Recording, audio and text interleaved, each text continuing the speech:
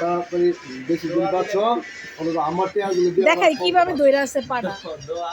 পাটা guys birthday gift চাইতাছে guys কি রে স্যার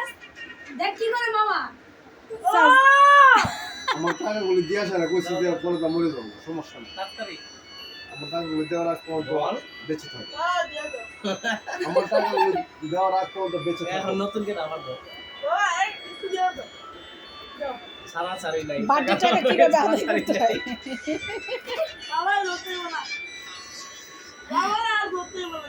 গাইস বার্থডে এটা বসত হয়ে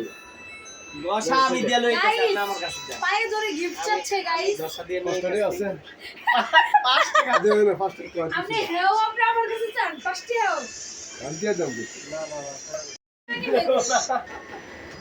দেখ আমার কাছে আছে এটা তোর জানলে আচ্ছা আমি আপনি আমার নিবেন আপনি হাওলা 10 টাকা দিয়ে না 10 টাকা না সব না যদি আপনি দেন না আছে 110 টাকা আমার 10 টাকা হবে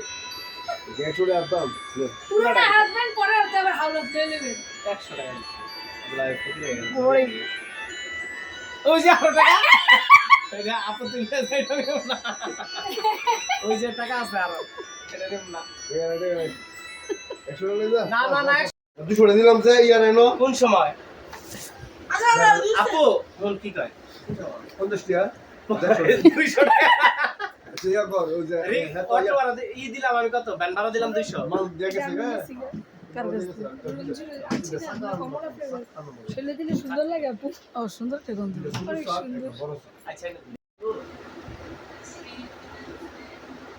আরো দিলে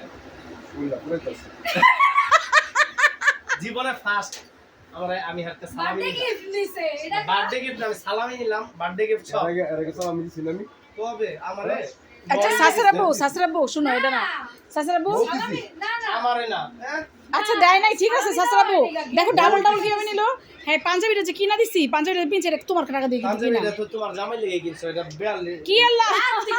44 সাইজ